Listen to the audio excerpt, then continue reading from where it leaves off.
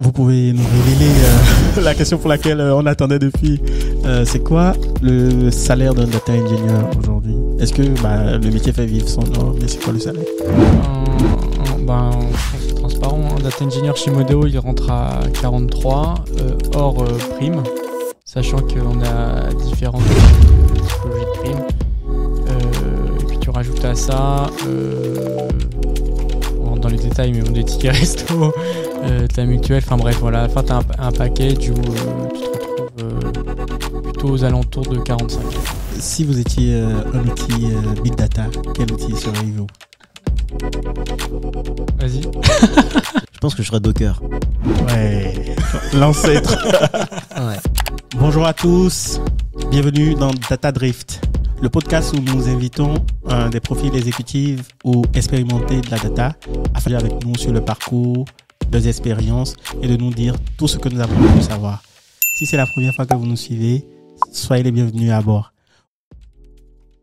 Aujourd'hui, nous avons la chance de recevoir une jeune pousse, Modeo, qui vont nous vulgariser sur certains termes de la data, donc la Modern Data Stack.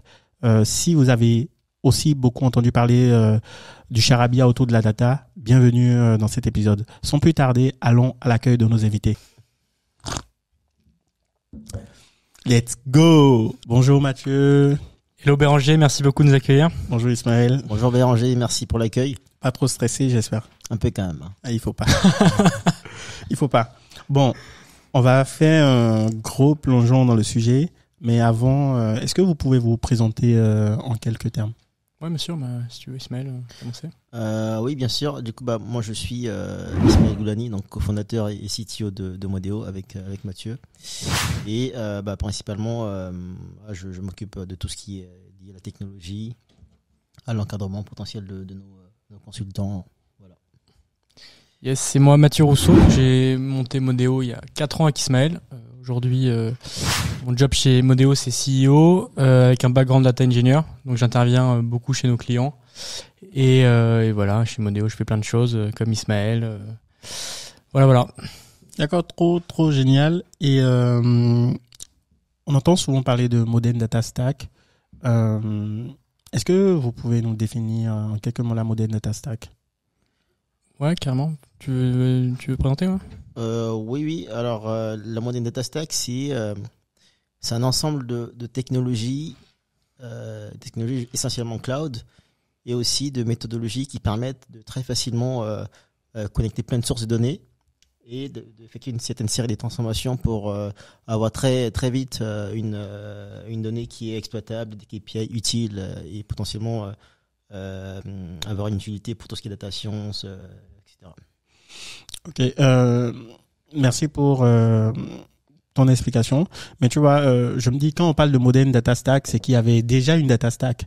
Et Ouais, du carrément. coup, pourquoi a-t-on besoin d'une Modern Data Stack? Alors, c'est un terme qui est, faut le dire, un peu marketing. Mais quand on parle de Modern Data Stack, on va désigner tous les nouveaux outils qui s'opposent au stack plus traditionnel avec du Hadoop, du Scala, ce genre de choses. Et en fait, l'idée, ces nouveaux outils sont arrivés en s'opposant à ce qui existait avant, avec comme volonté d'être plus simple à mettre en place, parce que je pense que tes auditeurs en ont conscience, les projets data, c'est souvent complexe, c'est souvent lourd. D'où l'intérêt d'arriver avec des outils que tu mets en place plus rapidement, avec des ergonomies qui sont bien meilleures. Et surtout, on passe sur... Il y a plein de méthodologies autour de la Modern Data Stack, mais un premier point, je pense, qui fait qu'aujourd'hui on arrive à ces outils-là, c'est le passage d'ETL à ELT, le fait d'aller globalement tout charger dans le data warehouse et ensuite faire tes transformations, ce qui est absolument génial. Ça nous permet d'ingérer plein de sources de données, mais derrière il faut les outils qui vont te permettre justement d'aller chercher toute cette diversité de données. Donc on a des Airbyte, des Fivetran, ce genre de choses qui vont permettre de répondre à ces problématiques. Et également, une fois que tu as toute ta donnée stockée, faire en sorte que tes transformations de données soient maintenables sur le long terme. Et derrière, tu vas avoir des outils type DBT qui vont arriver pour te permettre de garder un peu le contrôle sur tes données, ce qui était compliqué avant avec des outils plus traditionnels. D'accord. Vous avez, toi, en l'occurrence, Mathieu, tu as parlé d'un certain nombre d'outils. Est-ce que derrière le thème Modern Data Stack, il y a des composantes clés qu'il faut garder à l'esprit? Si tu peux nous rappeler peut-être ces composantes, après on pourra décortiquer pour chaque composante quels sont les outils les plus héroïstes pour chacun d'entre eux. Donc donc chez Moneo, les projets de mise en place de Modern Data Stack, ils se ressemblent à peu près tous en termes d'approche. C'est que tu as 6 briques majeures qui sont, je vais le faire rapidement et puis après on ira dans les détails, mais l'ingestion, le stockage, la transformation, l'orchestration, l'activation de la donnée et la gouvernance. Ça fait 6, je me suis pas trompé. Donc l'ingestion, faire en sorte d'être capable d'aller chercher tout type de données et de les avoir à ta disposition. Donc aujourd'hui, tu as une grande variété de données. Ça peut être déjà tes données de ton back-office que tu vas chercher dans les bases de données. Ça peut être des données type Google Analytics si tu veux analyser ton trafic. Ça peut être des données financières sur ton compte Stripe, Pennyline, ce genre de choses. Donc il y a une grosse typologie de données. Chaque source a sa complexité et ses spécificités. C'est pour ça que voilà, c'est cette première étape qui va nous permettre d'ingérer la donnée. La deuxième, c'est le stockage. Donc forcément, cette donnée, il faut bien qu'elle soit stockée quelque part. Donc c'est l'étape, on va dire, du data warehouse. C'est un peu le cœur de ta data platform. C'est là où tout se passe globalement. Les gros outils du marché, ça va être du Snowflake, du BigQuery, du Redshift, du ClickHouse. La troisième étape, c'est la transformation de la donnée. Comment tu fais pour passer de 5 sources de données financières brutes à un reporting détaillé sur l'état de tes finances, tes encaissements, tes décaissements, par typologie de clients, ce genre de choses. Et tu as une brique supplémentaire qui va être l'orchestration. Donc produire de la donnée qui a du sens, ça nécessite de mettre en place des scénarios complexes on va dire de transformation de données, etc. Donc tout ça, il faut l'activer via un orchestrateur. Jouer un scénario, genre à minuit, je vais chercher telle et telle source de données. Une fois qu'elles sont arrivées, je lance mes transformations. Si c'est passé ça, j'envoie un mail pour alerter telle personne. Sinon, je passe à une deuxième étape de transformation. Tout ça, c'est l'orchestration. Et pour ça, on va utiliser des outils type Airflow, Daxter, Prefect, ce genre de choses. Orchestra. Exactement. Ensuite, on va parler d'activation de la donnée. Donc, quand tu arrives en bout de chaîne, que tu as fait toutes tes transformations, il faut exploiter cette donnée. Donc, les cas les plus classiques, ça va être du dashboarding, du looker, du tableau, ce genre de choses. Mais tu as aussi forcément du machine learning que tu connais par cœur. Et quoi d'autre? De l'automatisation de tâches, ce genre de choses. Et je pense que c'est déjà pas mal. Si je veux rebondir en parlant d'activation de la donnée, il y a un terme qu'on appelle le reverse ETL. C'est comment est-ce que tu passes la donnée dans le data warehouse à une donnée qui est utilisée dans d'autres outils SaaS. Donc, par exemple ton CRM. Par exemple. Carrément. Donc effectivement, ça peut être un des cas, tu pousses la donnée une fois qu'elle a été transformée vers ton Salesforce par exemple. Et puis la dernière étape, c'est la gouvernance qui va toucher toutes les briques. C'est globalement comment faire en sorte de garder le contrôle sur toutes tes données. Donc la première étape, c'est le test de qualité. Mais tu vas aussi avoir ton data catalogue. Et tu vas aussi avoir la gestion de ta documentation, tout ça. La gestion des accès. Donc tout ça, c'est la partie gouvernance. Aujourd'hui, tu as des top outils. On a Sifflet notamment qui est absolument génial pour tout ce qui est qualité. Tu vas avoir Castor aussi pour la documentation. Donc, il y a vraiment plein de choses. D'accord. Avant de continuer, j'aimerais rappeler à ceux qui sont en train de nous regarder que bientôt, quelque part dans cet épisode, nous allons révéler les salaires des data engineers chez Modeo. Si vous voulez le savoir, il va falloir rester jusqu'à la fin de la vidéo pour découvrir. La fin ou au milieu, on ne sait pas. Bon, continuons. Et du coup, tu as parlé tout à l'heure du data warehouse dans lequel on va pouvoir mettre n'importe quelle, on va dire, structure de données. Est-ce que le data warehouse aujourd'hui a vocation de remplacer le data lake? Quelle est la place du data lake dans la moderne data stack? Alors, data lake, c'est un terme qui a surtout été utilisé lorsque il y avait la notion de big data. Donc beaucoup de données. Donc c'est un endroit où la plupart des boîtes voulaient insérer toutes leurs données de type image, texte, à peu près tout ça. Sauf qu'aujourd'hui, on a l'avènement du cloud, donc on a des capacités de calcul qui sont beaucoup plus élevées, des capacités aussi de stockage qui sont beaucoup plus élevées. Et le data lake, on peut l'avoir aussi dans Data Warehouse.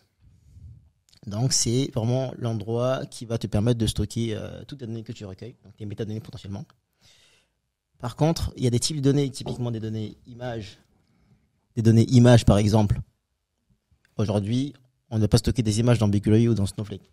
D'accord. Donc pour moi, tant que tu rencontres des cas d'usage qui sortent de l'analyse BI classique, il va forcément avoir une partie vraiment data lake qui vraiment sera destinée à stocker tout ce qui est données non structurées par exemple. Ok. Donc si par exemple tu recueilles des images ou du son par exemple, ton S3 sera toujours utile. C'est ça. Moi, une question que je me pose aussi, c'est à partir de quand tu considères que ton S3 est un data lake, tu vois, parce que globalement, sur tout ce qu'on fait, toute ingestion de données, tu as toujours des étapes où tu passes par du S3, du GCS pour stocker tes données. Est-ce que pour autant, le fait d'avoir toutes ces données stockées, tu considères tout ça comme un data lake? Aujourd'hui, je pense qu'il y a effectivement, c'est un avis qui est assez subjectif, ça varie vachement selon les gens. Mais ce qui est sûr, c'est que le data warehouse est en train de prendre une place énorme. Et nous, on a bossé sur des projets où t'es full data lake type S3 plus Athena. En pratique, c'est quand même assez lourd de maintenir tout ça parce que les jobs de traitement sont plus longs, mais j'ai quand même le sentiment qu'il y a un peu un retour du data lake, notamment là je me lance dans un truc que je connais moins bien, mais sur du iceberg, ce genre de choses. Quand tu vois ce que fait Dremio, il y a un gros retour en force de ces technologies-là. Et il y a fort à parier que ce soit un peu le futur du big data, quoi. Ouais, c'est ça. Enfin, pour revenir là-dessus, c'est par rapport à Dremio, c'est ce qu'on appelle les lakehouse. C'est un peu des data lakes qui font un peu tout ce que fait aujourd'hui un data warehouse. D'accord. Et si, par exemple, une entreprise avec peu de moyens, on va dire peut-être une boîte qui vient de se lancer, vous recommandez, par exemple, de lui mettre en place sa moderne data stack ou une data stack simplement. Qu'est-ce que vous lui proposerez comme outil, sachant que cette entreprise n'a pas beaucoup de moyens pour une telle stack? Ouais, mon point c'est sur chaque étape. Je pense que du coup Moneo, on connaît bien ces sujets-là. On n'a pas trop présenté la boîte, mais nous on se vend pas mal comme l'agence data du peuple. Donc en gros c'est une petite blague qu'on a entre nous, mais on va être capable de développer des stacks data pour tout type de boîte. On a des très gros clients, on a aussi des petites boîtes, et forcément tu développes pas la même chose pour une très grosse boîte et une petite. Donc ce sujet de la petite boîte, on l'a vachement creusé. Aujourd'hui, on a quand même des stacks qui ressortent un peu à chaque fois quand on est sur des boîtes qui se lancent.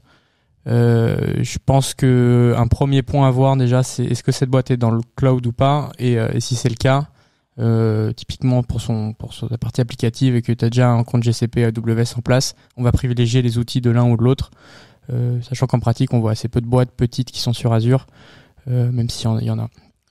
Ensuite, une fois qu'on a identifié si c'était plutôt du GCP ou du AWS, on va regarder le data warehouse. Un outil nous qu'on utilise à fond, c'est BigQuery. Déjà parce que tu as un premier tiers un free tier qui est assez énorme. Donc tu peux vachement expérimenter sans avoir de coût. Et à côté de ça, en termes d'intégration, ça marche super bien. Donc tu peux très vite avoir des données dans ton data warehouse. Et le truc qu'il faut avoir en tête quand tu développes des projets data pour une toute petite boîte, c'est que il faut être ultra centré sur le ROI, donc il faut tout de suite aller voir des projets qui ont de la valeur, quoi.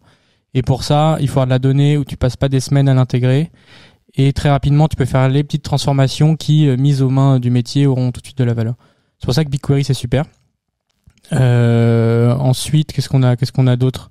Surtout, enfin, je pense que le point essentiel, c'est qu'il faut pas refaire la roue forcément. On a typiquement pour la partie ingestion de données, on a des outils comme Airbyte qui sont bien, qui sont open source et plug and play généralement. Airbyte serverless notamment. Et Airbyte serverless notamment qui est un peu la version légère de Airbyte. Donc c'est sans serveur, ça te permet d'extraire ta donnée de ta source et de la stocker directement dans Data Warehouse. Là-dedans, tu vas du coup commencer à faire toutes tes transformations de données. Ouais. D'accord. Et en termes de solutions, par exemple de DataVis, laquelle vous paraît la moins chère sur le marché aujourd'hui? Alors, pour le coup, là-dessus, on regarde déjà un critère important qui est la facilité du métier à prendre en main la partie DataVis. Souvent, c'est ce qui joue beaucoup parce que tu as toujours une personne qui connaît un peu Tableau, qui connaît un peu Looker, et donc on regarde en fonction de ça. Après, niveau prix, forcément, Looker, c'est cool. Looker Studio, pas le gros Looker, où là, c'est plus la même histoire. Après, tu as d'autres outils de DataVis open source comme Metabase, mais vu que c'est pas dans GCP, généralement, on préfère quand même rester dans un seul environnement. Donc ça, c'est plus cohérent. C'est ça. Ouais. Et puis ça dépend vachement du niveau de technique des équipes, quoi. D'accord, super. Et aujourd'hui, qu'est-ce que vous remarquez dans les grands groupes, vu qu'il y a l'avènement de nouveaux outils et que en data ça évolue tellement vite, on se dit en data science ça évolue vite avec Gemini, tout ça qui vient de sortir, mais on n'a pas idée comment en data engineering aussi ça évolue vite. Et du coup, est-ce que les grandes entreprises jettent leurs anciennes data stack à la poubelle? Alors, vas-y, peut-être que je sais pas si on a le même avis là-dessus. Alors, je dirais pas ça, mais je pense qu'elles évoluent et s'adaptent. Et je pense que en fonction des différentes typologies de boîtes, il y a des boîtes qui sont plus ou moins avancées que d'autres. Mais globalement, je pense que, de ce que moi je vois en tout cas, c'est qu'il y a quand même pas mal de grands groupes qui sont quand même assez au point, surtout ce qui concerne les bonnes pratiques en termes de data engineering, etc. D'accord. En termes de stack aussi, donc l'adoption des outils modernes data stack, notamment Snowflake, du BigQuery par exemple. Donc c'est assez. Moi, je trouve qu'il y a quand même des grosses disparités où on voit. Il y a quelques quand même pas mal, mais en France de grosses boîtes où ils sont très très bons sur la partie data, et il y en a où ils sont très très en retard, et il y a une vraie fracture entre les deux. Donc dans les cas où ils sont très bons, il y a une vraie volonté de rester un peu à jour sur les outils, même avec toute l'inertie que tu peux avoir dans une grosse boîte. T'as quand même, tu vois, il y a beaucoup de Fivetran, Airbyte c'est encore un peu compliqué, j'ai l'impression, mais les choses évoluent, notamment sur toute la partie gouvernance où aujourd'hui c'est plutôt maintenant en termes de maturité où elles y arrivent et là elles mettent en place les bons outils. Et puis après t'as les boîtes qui sont vachement à la ramasse. Surtout que il y a quand même un point important, c'est que dans les grosses boîtes la prise de décision n'est pas forcément la même que dans une boîte à taille moyenne, une grosse start-up par exemple. Pour pouvoir décider d'utiliser un outil, il faudrait que cet outil-là remplace quand même une certaine panoplie d'outils qui sont déjà en place. Je prends un exemple, si tu présentes un outil de data governance qui a deux fonctionnalités et que dans la boîte il y a quand même pas mal d'outils, même si qui sont différents, qui font ces mêmes choses, il y aura quand même débat si oui ou non on retire pas de la stack. Après, moi, ce que j'ai remarqué, c'est que tu vois, il y a certaines boîtes qui étaient justement bonnes en data et du coup qui ont mis en place des clusters, par exemple Hadoop ou Spark, et du coup qui arrivent à gérer ces clusters là, qui pour quelles raisons elles passeraient par exemple sur BigQuery ou un truc comme ça, tu vois. Et ces boîtes là, j'en ai vu qui gardent le cluster pour faire les traitements. C'est pas du tout une moderne data stack, mais ça marche très bien.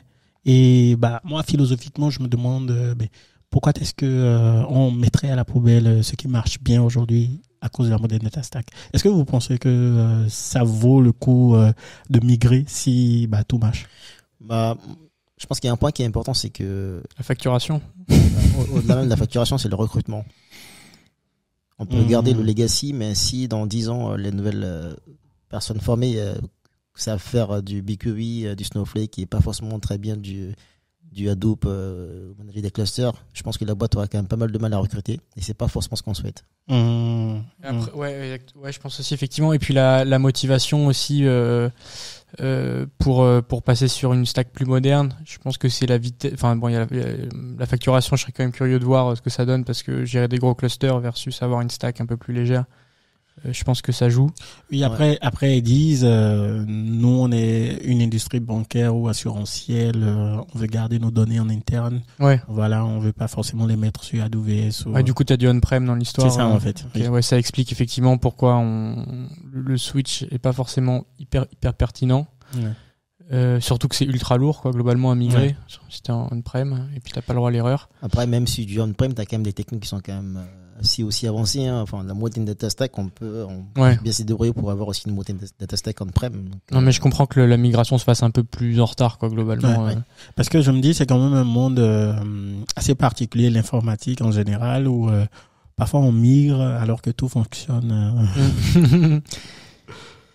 Je pense que ce qui peut jouer, c'est le fait de livrer plus vite des nouveaux projets déjà. L'autre truc, c'est que mine de rien, quand tu es sur une stack moderne et que tu veux intégrer des outils de gouvernance ultra complets, tu as plutôt intérêt à avoir des outils qui s'y intègrent. Donc là, forcément, sur ton on-prem avec Hadoop, c'est plus compliqué. Et quoi d'autre? Qu'est-ce qui pourrait te convaincre? Je pense qu'il y a quand même une notion ensuite de vitesse d'innovation. Parce que si tu as envie de tester, je sais pas, on a envie de tester un Gemini par exemple, c'est pas forcément, je pense pas que ce soit forcément évident d'aller tester sur un cluster Hadoop pas tout de suite, quoi. Alors que si t'es dans Google Cloud, un truc qui est déjà prêt à être utilisé, quoi. D'accord. Ok. Est-ce que aujourd'hui un data engineer, puisque c'est de ça qu'il s'agit, qui ne maîtrise pas la modern data stack, doit avoir, selon vous, le syndrome de l'imposteur? C'est quoi un mauvais data engineer déjà? Moi, je dirais pas ça, parce que moi, je trouve qu'avant, c'était même plus dur de faire de la data eng que maintenant, qu'aujourd'hui. Ah oui? Carrément. Hein. Oui, parce que justement, le fait d'être dans le cloud, ça abstrait beaucoup de complexité. Tu peux très facilement déployer une API en quelques boutons. Enfin, tu peux aussi très vite avoir de la donnée utilisable par des métiers. Enfin, c'est quand même la vitesse à laquelle on produit aujourd'hui. Un ROI, elle est quand même pas du tout comparable parce que c'est ce qu'on avait avant. Et je pense que les gens qui sont capables de manager des clusters Hadoop, enfin, je pense que ils pourraient très très facilement se mettre à jour. Donc c'est pas forcément bloquant. C'est surtout c'est une question de mise à jour, une question de veille aussi technologique, quoi. C'est aussi d'évolution de carrière. C'est pas, je pense pas qu'il y a forcément il n'y a pas à dire que ces personnes-là ne sont moins bons que les personnes qui au contraire. Après, c'est vrai que c'est bien de suivre un peu quelles sont globalement les nouvelles façons de faire et ce qui marche bien, mais le métier moins complexe, je pense, c'est effectivement plus simple à prendre en main. Ok. Bah, vous avez parlé tout à l'heure de data gouvernance. C'est quoi la data gouvernance et quel est son lien au final avec la data engineering? Ouais, alors c'est pas forcément évident comme réponse. Je pense que la définition de la data gouvernance varie un peu selon les gens. Je pense que globalement, c'est l'ensemble des pratiques et des outils que tu vas mettre en place afin de garantir une donnée d'excellente qualité et une data plateforme qui est maintenable, où tu comprends à chaque étape de la chaîne de valeur ce qui se passe, où tu identifies rapidement les sources les incidents, ce genre de choses. Donc aujourd'hui, les gros sujets sur la data gouvernance, c'est la qualité. Forcément, tu as de plus en plus de données, de plus en plus de job transformation. Donc il faut tester. Il y a également tout ce qui est documentation, outils de cataloging. Comment est-ce que tu fais en sorte que tes utilisateurs de ta data platform, enfin tes data consumers globalement, arrivent à savoir exactement quel KPI utiliser, quel KPI correspond à quoi. Ça, c'est un gros enjeu. Et puis tu as également tout ce qui concerne l'alerting, je pense. Donc, comment tu fais pour résoudre les incidents rapidement et pas te retrouver le matin en arrivant avec toutes tes données qui sont absentes, cassées. Il y a un point aussi, c'est la sécurité. Parce que dans une grosse organisation, il y a des personnes qui sont habilitées ou non à avoir des tables, à avoir des champs. Et data governance, ça fait partie aussi des bonnes pratiques et des outils qui permettent de facilement mettre en place tout ce qui est gestion des accès, par exemple. D'accord. Donc, est-ce que l'observabilité dont on entend parler est en lien avec la data gouvernance et est-ce qu'elle est en lien avec la capacité à alerter? C'est de ça que tu parlais tout à l'heure? Ouais. Est-ce qu'on peut mettre l'observabilité dans la gouvernance? Je pense qu'il y a des puristes qui vont s'énerver si on dit ça. Globalement, aujourd'hui, ouais, les sujets se recoupent quand même beaucoup. Donc oui, moi en fait, c'est délicat. Déjà, ce qui est difficile, c'est que sur la gouvernance, en termes de profils qui vont intervenir là-dessus, t'as toute une partie où ça va être plutôt des personnes qui sont pas ultra techniques, je pense, plutôt en type gestion de projet, data manager, etc. D'accord. Qui vont gérer les pratiques à mettre en place, qui vont identifier le scope de qu'est-ce qui doit être testé ou pas, quelles sont les données qui ont énormément de valeur et sur lesquelles on doit avoir beaucoup de vigilance. Et puis tu as aussi des gens plus techniques qui vont intervenir, notamment sur les sujets de sécurité, et puis qui vont très concrètement mettre en place ces tests. Donc il y a beaucoup de monde qui intervient là-dedans et c'est pas toujours ultra simple d'avoir une définition globale qui fonctionne selon toutes les boîtes. Mais l'objectif final, c'est d'avoir des données qualité, nickel, et pas avoir de mauvaises surprises, quoi, globalement. D'accord. Et tu vois, aujourd'hui, on entend aussi souvent parler de data contract. Où est-ce que vous situez les data contracts dans toute cette chaîne et qui est en charge en fait de faire des data contracts? Ismaël est expert des data contracts, donc je peux pas dire que je suis expert. Mais... data contract, c'est un terme qui est apparu il y a pas très longtemps et ça a vraiment concerné toutes les conventions, les pratiques, les consensus entre deux parties. Première partie, ça va être c'est la personne qui va produire la donnée et celle qui va la consommer. Donc le data contract, c'est une sorte de contrat entre ces deux parties-là sur plusieurs critères. En termes de données, en termes de type de données qu'on doit recevoir, est-ce qu'on est d'accord? En termes de SLA, est-ce que la donnée doit être reçue toutes les minutes, toutes les heures, etc. En termes en cas de changement potentiel dans le schéma de données, qui est responsable de ça? Qui est l'honneur de ce qui se passe? Donc c'est vraiment une sorte de contrat en deux parties qui va permettre plus tard de s'assurer qu'on a une donnée de qualité en entrée et en sortie de toute la chaîne de traitement de la donnée. D'accord, un contrat comme un bail commercial. C'est ça. Ah oui? Comme on signe devant l'avocat. C'est qui l'avocat dans ce cas? Peut-être pas, mais une façon d'implémenter un data contract, ça va être quoi? Ça va être un fichier de configuration YAML par exemple, et qui sera versionné. Comme ça, on pourra vraiment tracer l'évolution du contrat en fonction du temps, en fonction des modifications. Donc c'est vraiment de la configuration et un contrat entre deux parties, donc consommateur et producteur de données. Et derrière, l'idée c'est que toujours, c'est vraiment d'assurer que la donnée qu'on produit en sortie soit de bonne qualité. C'est un point qui est hyper intéressant parce que on se rend compte que in fine, ce qui est le plus important et même le problème de data quality, c'est un problème qui est d'abord humain. Parce que si les personnes qui produisent la donnée n'ont pas ce recul-là de se dire on produit la donnée, donc on est responsable de la donnée qu'on produit, donc on veut s'assurer qu'elle va servir de façon efficace à ceux qui la consomment.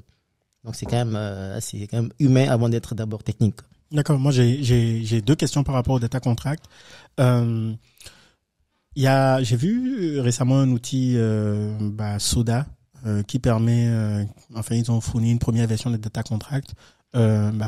Si ça peut s'implémenter aussi facilement avec un YAML ou un JSON, pourquoi est-ce qu'on a besoin d'un outil spécial pour ça? Il me semble que Soda c'est open source, non? Je crois. Il y a une version après, open source et cloud, je crois. Je pense qu'il y a un sujet quand même au niveau de si t'en as 3-4, le faire dans un YAML ça va. Mais monitorer tout ça à grande échelle, ça me semble pas absurde d'avoir un outil qui te permet d'avoir une vision globale là-dessus, quoi. Je sais pas ce que t'en penses, Ismaël. Oui, après, je pense que le fait d'avoir un outil comme Soda, des outils, c'est que t'as quand même une brique API. On vit dans un monde où tout est APIisé, ouais, c'est ça. Donc je pense que si tu as envie de savoir quel contrat par rapport à telle source de données, tu requêtes l'API et tu as ton contrat, quoi. Mais configuration as code, c'est quand même un truc qui ça marche bien, c'est versionné, donc ça permet très facilement de vraiment suivre l'évolution du contrat au fur et à mesure des modifications. Ouais. D'accord. Ça voudrait dire, s'il y a un contrat, à un moment donné, il faut checker si il y a ce contrat a été respecté. Et du coup, vous voyez à quelle brique, comment est-ce que, je sais pas, dans ma transformation de données ou bien dans mon gestion de données, à quel moment est-ce que je check si le data contract a été respecté? Data contract, on peut tester la donnée via un data contract en début de chaîne. Quand on reçoit la donnée d'une API, on a notre contrat qui dit que tel champ ça va être un integer, l'autre un string, notre champ, on doit recevoir une valeur comprise entre 1 et 10. Dès la réception de la donnée, on va avoir un process qui va parser la donnée et ensuite lancer le contrat par rapport à la donnée qu'on a reçue pour valider ou invalider justement la donnée qu'on a reçue. D'accord, mais les outils comme Great Expectation ou par exemple PyIdentic, tout ça, ils servent à quoi maintenant? Et est-ce que c'est vraiment est-ce que c'est des outils pour vérifier les data contracts ou pas? Alors, PyIdentic, c'est un outil qui va te permettre de valider un schéma de données. Là, je parlais de YAML pour ton data contract. Donc, c'est aussi un problème de conception. Si tu veux que ce soit du code à 100%, tu peux le faire aussi en utilisant du PyIdentic pour tout ce qui est schéma et potentiellement à rajouter des tests de vérification en termes de range de valeurs. Donc, PyIdentic, ça reste des outils, ça reste du code. Okay. Donc, et justement, PyIdentic, tu peux passer d'un objet Python à du JSON ou du YAML. Donc, pour moi, c'est un peu la même chose. Après, je pense que la force du data contract, contrairement justement à PyIdentic ou Great Expectation, c'est que ça formalise la façon dont tu testes sur toutes tes sources. Donc, et surtout, ça englobe différents tests. Donc, tu as quand même quelque chose d'un peu plus industriel et que tu peux répartir au sein de toutes tes équipes. Donc c'est quand même une version plus poussée du test de base. En tout cas, ça c'est mon avis. Et surtout, le fait de passer par un fichier de configuration, un contrat, un bail, c'est un truc qui est physique, c'est un papier. C'est comme un document. Ouais. Et YAML, pour moi, c'est une bonne représentation justement de ce que peut être un contrat. Donc c'est un document, mais sauf que c'est en langage informatique. Ouais. Pour casser un peu avec tout ça, j'ai une question qui me taraude depuis. Si vous étiez un outil Big Data, quel outil seriez-vous? Vas-y. Je laisse la parole. Stage. Non, ne me parlez pas de stage. Un outil parmi ceux du marché qu'on connaît déjà, quoi. Je réfléchis. Un outil de la moderne data stack ou de l'ancienne data stack, si on... Je serais Hadoop. C'est pas évident. J'aime bien. Je trouve pas l'outil qui correspond exactement à tout ce que j'imagine. Moi, j'aime bien Snowflake.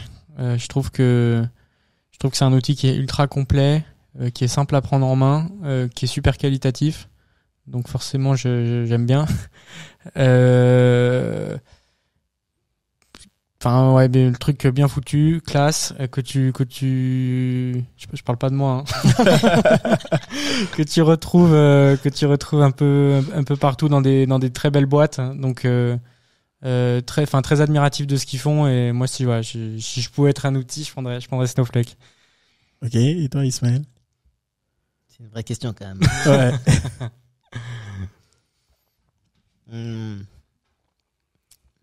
Toi, tu serais YAML. Non. Brut. Non, moi, si je pouvais être un outil quelconque dans la data. Ouais. Je pense que je serais Docker. Ouais. L'ancêtre. Ouais. Je pense que je serais Docker, ouais. Ouais. Pourquoi? Ouais. Parce que je trouve que ce qu'on est capable de faire aujourd'hui via Docker, c'est assez fou parce que tu peux déployer n'importe quelle application, n'importe où, avec du même code. Tu peux déployer du DBT, tu peux déployer des jobs à Python, tu peux faire n'importe quoi avec du Docker. Très polyvalent comme toi, quoi. C'est ça, Ouais. la polyvalence. Ouais. Alors, cette question elle est très pertinente parce que ça permet de voir un peu l'état d'esprit des personnes à chaque fois que je la pose. Moi, je pense que j'aurais été Kubernetes ou Kubernetes. Ah, on n'est pas loin. Hein. Ouais. Toi, t'aurais été utile. Ouais, parce que j'aime bien tout ce qui est sophistication. J'aime l'ingénierie derrière. Je trouve que c'est très pensé et sa capacité de scalabilité. Je trouve qu'elle est juste énorme et donc ça me rappelle que tout ce qui est bien pensé peut fonctionner à l'échelle, quoi. Ok, continuons. On parle de data engineering. Pour vous, c'est quoi un data engineer? Bonne question, sachant que le métier évolue beaucoup, hein, donc je pense que c'est intéressant aussi de se demander qu'est-ce que sera un data engineer dans 5-10 ans. Mais pour moi, un data engineer, donc ça dépend. Tu as différentes typologies de data engineer. Donc déjà, tu as réponse pas simple. Tu as des data engineers qui vont être très proches du métier, qui vont globalement intervenir sur toute la chaîne, donc un peu le touche à tout. T'en as qui vont être très très très techniques avec un gros vernis DevOps et donc globalement la mission du data engineer ça va être de faire en sorte que tes projets data aboutissent en gérant toute la partie technique et donc ton data engineer il a en termes de compétences aujourd'hui ça va être beaucoup de Docker d'ailleurs, comme tu le mentionnais, beaucoup de Python, beaucoup de SQL, une très bonne connaissance du cloud et des outils du coup dans le cloud. Et puis il y a une grosse partie théorique, je pense. Comment est-ce que tu modélises, comment est-ce que tu fais le choix des bons outils, voilà, ce genre de choses. Qu'est-ce que t'en penses, Mel? Oui, je suis d'accord avec toi. Il y a pas mal de déclinaisons du data engineer aujourd'hui qui se fait, notamment des analytics engineers qui sont des data engineers mais très axés data modeling et requêtes SQL, transformation, exposition, etc. Après, tu as des data engineers qui sont très axés infra. Donc, comment est-ce que je conçois ma plateforme data, je la déploie facilement dans le cloud. Il y a des outils, donc Docker, du Python, du PySpark par exemple. C'est quand même des profils qui sont plutôt très techniques comparé à d'autres profils d'analytics engineer par exemple. Donc oui, essentiellement c'est surtout par affinité. D'accord. Affinité, ouais. Ok, donc du coup vous voyez que deux typologies, celle proche, enfin le data engineer proche du métier et le data engineer un peu plus proche de l'informatique, c'est ça? Ouais. Qu'est-ce que t'appelles l'informatique? Ça c'est qui l'ancêtre entre la poule et l'œuf, c'est ça? Non, mais c'est de teinte. Enfin, il y a des personnes qui ont beaucoup d'affinités pour tout ce qui est code, tout ce qui est déploiement CI/CD, tout ce qui est infrastructure. Ces personnes-là, généralement, c'est elles qui vont mettre en place la data platform. Tous les outils, l'outillage et l'automatisation, etc. Après, tout ce qui est dans le data warehouse, donc tout ce qui est transformation avec du SQL, via DBT par exemple, on aura des profils qui sont pas forcément aussi techniques d'un point de vue infra, déploiement, etc. Par contre, ils ont une très très bonne compétence en data modeling. D'accord. Très bonne aussi. Ils ont aussi une facilité aussi à discuter avec les métiers, par exemple. Donc c'est quand même deux profils qui se complètent. D'accord. Et est-ce que vous pensez que avec l'avènement du self-service, est-ce que les data engineers métiers ne vont pas disparaître et devenir complètement métiers? Et du coup, est-ce que le rôle de data engineer ne va pas simplement devenir, en tout cas, ne va pas être que centré sur la partie construction de data platform? Ouais, effectivement. Alors, je pense que ça dépend beaucoup des typologies de boîtes, mais effectivement, les data engineers vont être plus impliqués sur la partie archi, infra, ce genre de choses. Et je pense qu'il va y avoir beaucoup de reconversion soit sur de l'analytics engineering pour être plus proche du métier, accompagner, etc. Sachant qu'un analytics engineer qui a des compétences techniques et qui est capable de comprendre comment fonctionne l'infra, ça a beaucoup de valeur. Donc je pense qu'il y aura encore beaucoup besoin de ce genre de profil dans les boîtes. Et après forcément, avec le self-serve, tu vas centraliser ta production de données et puis tu vas ensuite la répartir globalement par domaine. Et donc là, il faut voir en termes de philosophie, d'organisation de boîte, comment ça se passe dans tes domaines, est-ce que tu as des data inges ou pas. Je pense que globalement, il y en aura toujours parce que les nouveaux cas d'usage qui vont arriver, qui vont être complexes, mais forcément, il y en aura moins. Ouais. D'accord. Si on doit citer aujourd'hui 3 outils à absolument connaître pour être un bon data engineer, quel outil citerez-vous? Hadoop, Spark, Scala. Les bêtes noires. Moi, je dirais Git. D'accord. SQL quand même. SQL aussi, ouais. Ok. Et Python. Python, ouais. Ouais, j'allais le dire parce qu'on va pas coder en français, quoi. Ouais, c'est ça, Python. Ouais, ok. Ok. Ouais, ça correspond bien à ce que j'entrevoyais. Et si un data engineer aujourd'hui postule chez vous et il n'a jamais fait de test unitaire, est-ce que c'est rédhibitoire? Non. Non, parce qu'on n'en fait pas partout. Guilty. Ah ouais. Ouais, je sais. Ça, c'est un scoop, ça. Modéo ne fait pas de test unitaire. Non, pas je blague. partout. Non, C'est non, vrai, non. ça. Comment? Ça dépend avec qui passe l'entretien. Non, mais déjà, d'ailleurs, un vrai sujet, mais mine de rien, on voit moins de code Python dans les projets data aujourd'hui. Parce que l'ingestion est automatisée, la transformation se fait en SQL. Donc on en a quand même de moins en moins. C'est pas rédhibitoire, certes, mais en tant que data engineer, notre but, à la différence de la data science où on fait des modèles et le modèle peut changer tous les 2 mois par exemple, en tant que data engineer, on veut concevoir des systèmes qui vont durer dans le temps. Si on fait un modèle, une plateforme qu'on sait aujourd'hui, elle doit durer 10 ans, 20 ans, etc. Tant qu'il n'y a pas de migration, par exemple, elle est censée quand même fonctionner avec ce qu'on a. Et pour ça, qui dit plateforme qui dure dans le temps, c'est quand même important de quand même faire des tests sur des assets qui sont quand même très importants. D'accord. Et est-ce que vous pouvez nous révéler la question pour laquelle on attendait depuis? C'est quoi le salaire d'un data engineer aujourd'hui? Est-ce que le métier fait vivre son or, mais c'est quoi le salaire? Ouais, c'est transparent. Un data engineer chez Modeo, il rentre à 43 hors prime, sachant qu'on a différentes typologies de primes. Et puis tu rajoutes à ça, on rentre dans les détails, mais des tickets resto, ta mutuelle, enfin bref, voilà. À la fin, t'as un package où tu te retrouves plutôt aux alentours de 45. D'accord, quelle que soit la seniorité ou... Non, et puis après, évidemment... Un junior, c'est ça? Ça, c'est quand tu rentres, un junior, et puis après...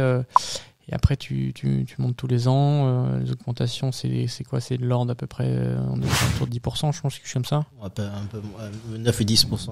Ouais, bon, D'accord, et pour vous aujourd'hui, il faut combien d'années d'expérience pour être senior data engineer? Ça dépend. Parce que tu vois, cette question, elle divise beaucoup. Je sais que chez les software engineers en général, ils vont se dire 7-8 ans environ. Mais c'est vrai que dans les métiers de la data, on voit que 3-4 ans, on se target senior. Et du coup, vous, c'est quoi votre perception de la chose? Alors moi, je vais peut-être me faire des ennemis, mais ça dépend des boîtes. Tu as des grosses boîtes de conseil dans la data où en 1 an, tu es vendu comme senior.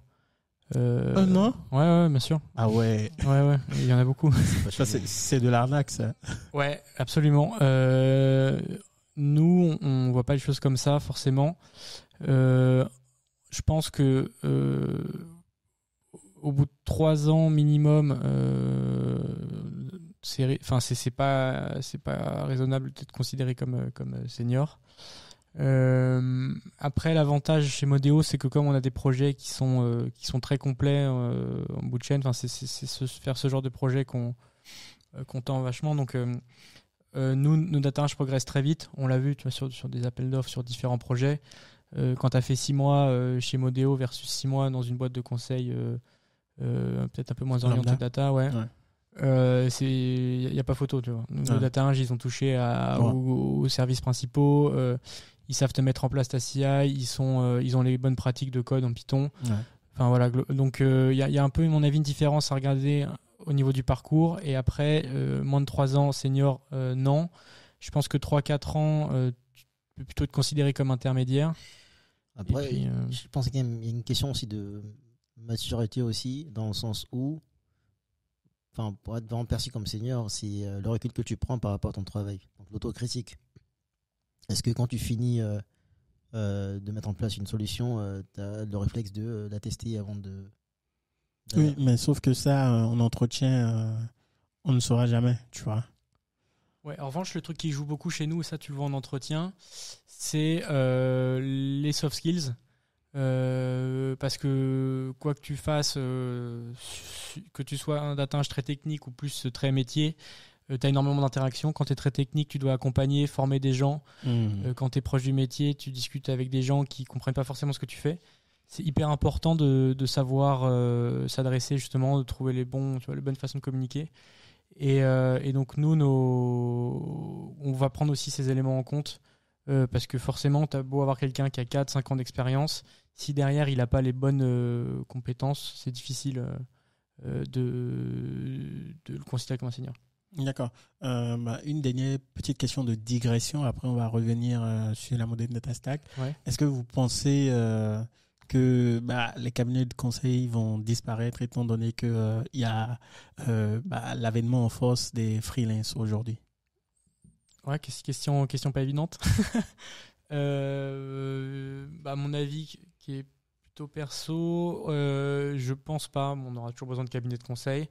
Je pense que les boîtes auront pas forcément envie de toujours bosser avec des freelances dans la mesure où t'as assez peu de contrôle sur tes profils.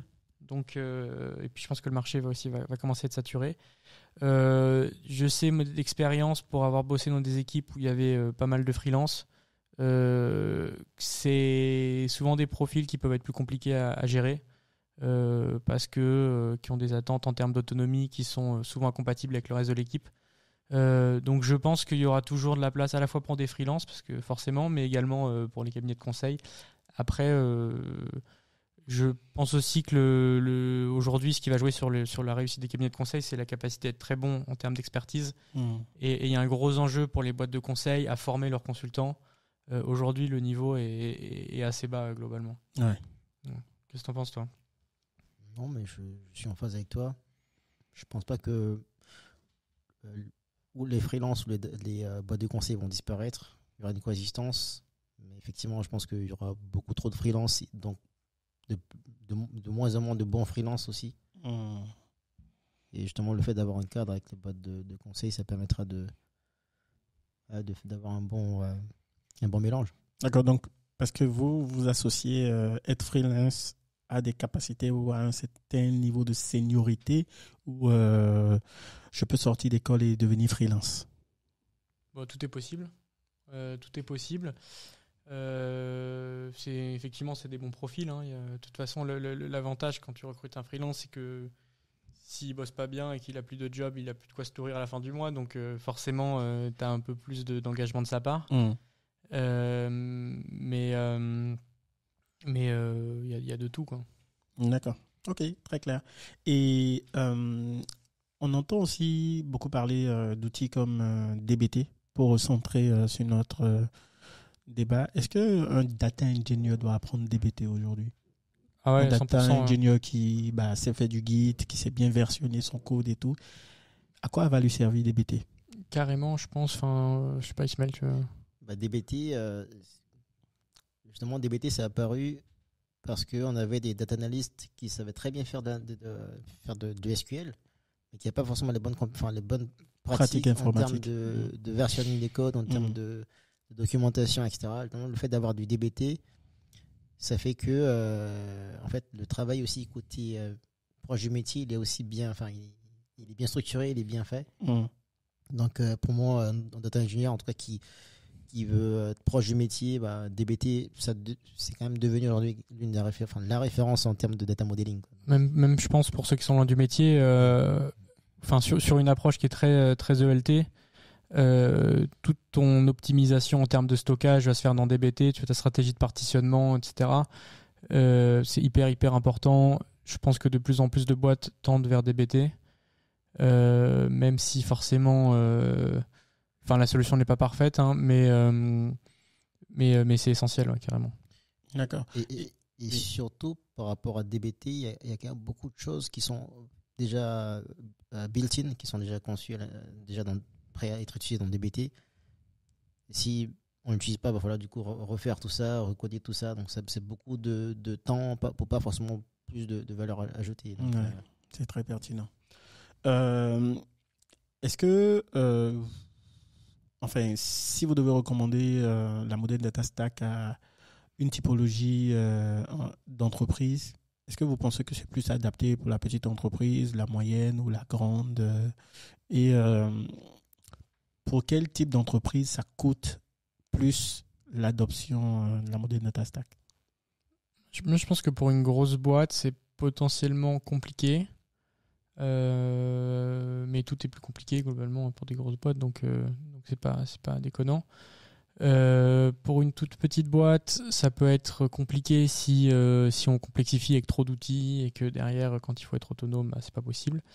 Le top, c'est pour des boîtes entre 50 et 1000 personnes, je pense, où là, en termes de stratégie data, c'est pas ultra complexe. Et à côté de ça, tu as quand même les moyens de faire des belles choses. Et du coup, pour revenir sur les grands groupes, je pense que c'est cool d'avoir une Modern Data Stack.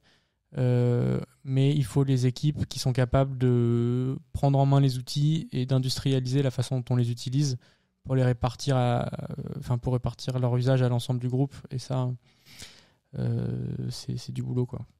Ouais, et je ne sais pas, vous entendez aussi sûrement parler de data mesh dans le métier. C'est quoi le lien entre, par exemple, la data mesh et la Modern Data Stack? Déjà, c'est quoi la data mesh? Ouais, tu veux répondre? Oui, alors data mesh, c'est une organisation décentralisée de la data platform. Le principe data mesh, c'est que dans une boîte, s'il y a plusieurs équipes, chaque équipe doit être autonome dans la gestion et l'organisation de ses données.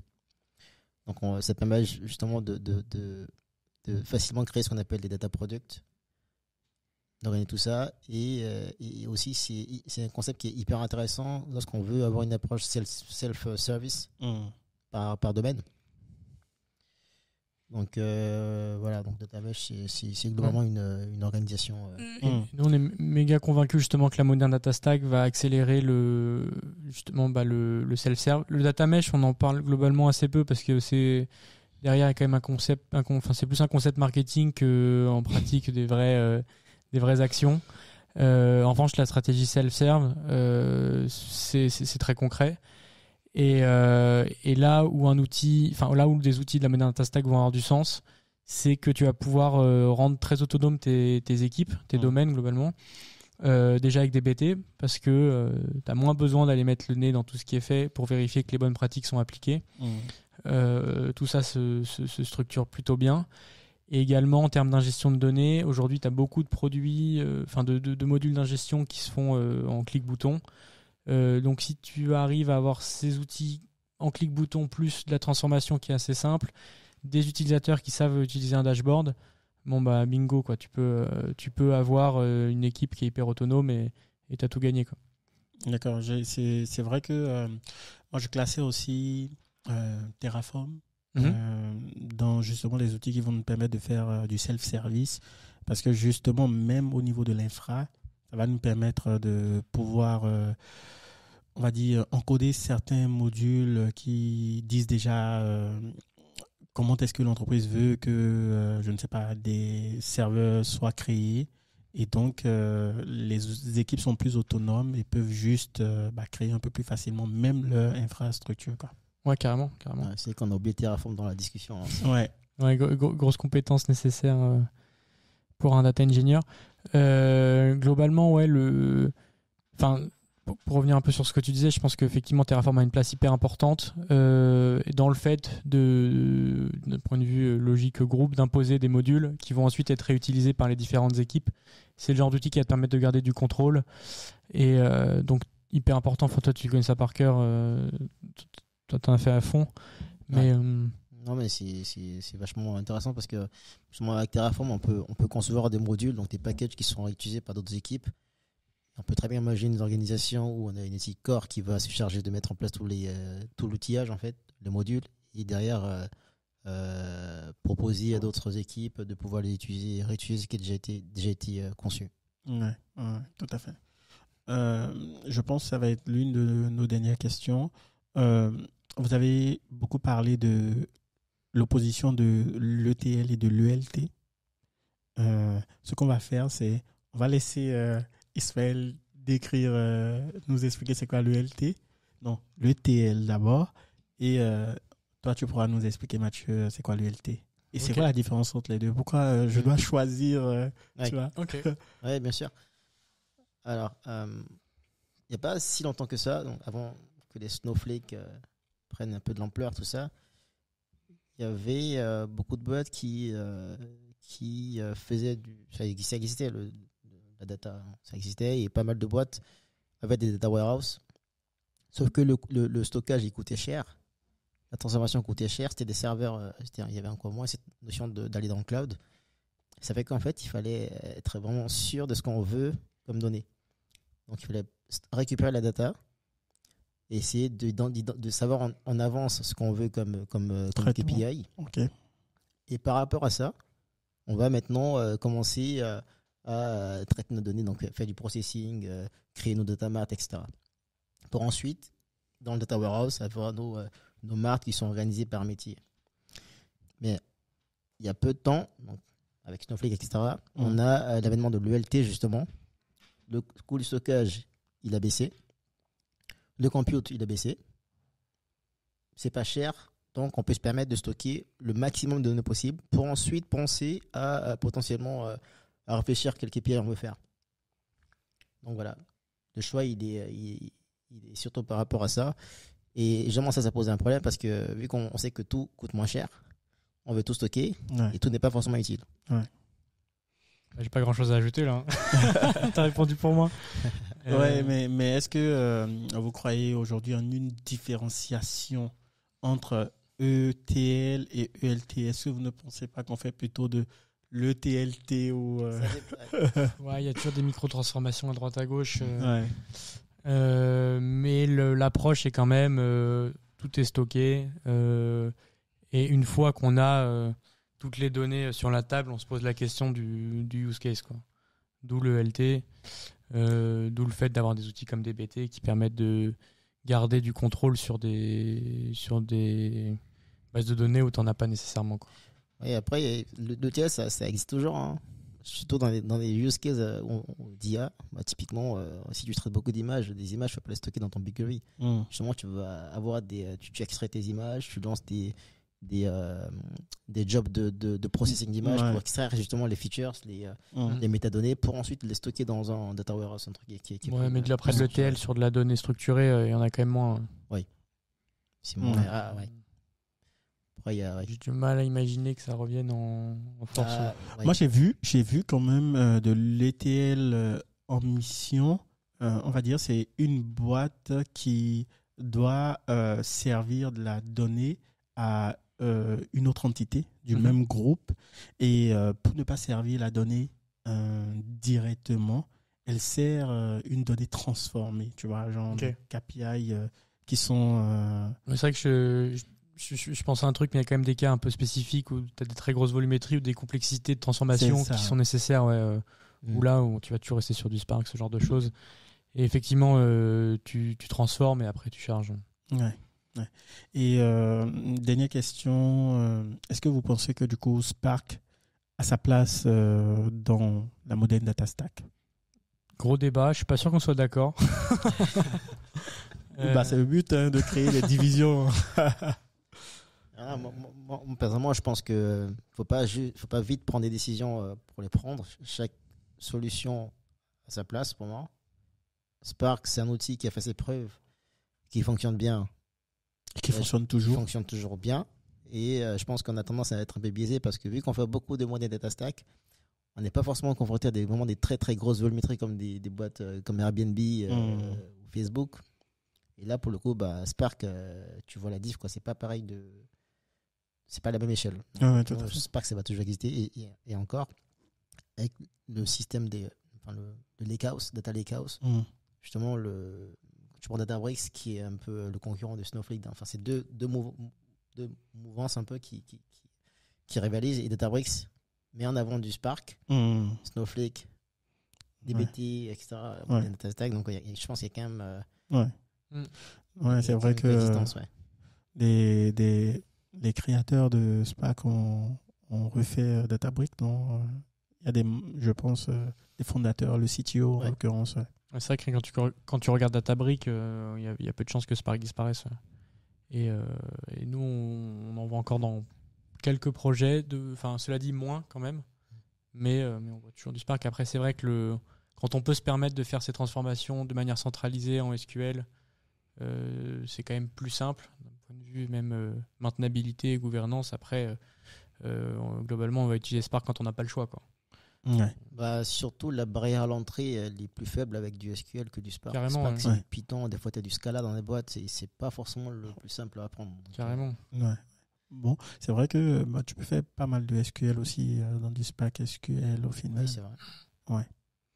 Ok, donc quelqu'un qui sort d'école, est-ce qu'il doit apprendre Spark ou pas? Je pense que oui. Je pense que c'est pertinent. Après, dans sa to-do list, c'est peut-être pas le mettre tout en haut. Mais déjà, bien savoir coder en Python, en SQL, connaître Terraform, connaître Git. Je pense qu'il y a déjà un gros morceau. Ouais, je pense que vous avez oublié un morceau. Kubernetes. Linux. effectivement. Et quoi d'autre Non, faut rester sur les principes de base. Et se faire une bonne culture cloud aussi, je pense, aller regarder un peu, pas forcément dans l'optique de passer toutes les certifs, mais aller se renseigner, faire un peu Cloud Academy, ce genre de choses, comprendre. Surtout, je pense pas qu'il faille faire la chasse aux outils, parce qu'il y en aura toujours des outils nouveaux, quoi. Donc, faut bien être bien dans ses bottes sur les principes de base et après la montée en compétences. Ok, trop génial. Je vous remercie de vous être prêté au jeu et de nous avoir partagé une partie de votre savoir sur Datadrift. On espère vous revoir bientôt dans d'autres épisodes où nous aurons l'opportunité d'aborder d'autres sujets. En attendant, on vous dit tchuss et à la prochaine. Ciao.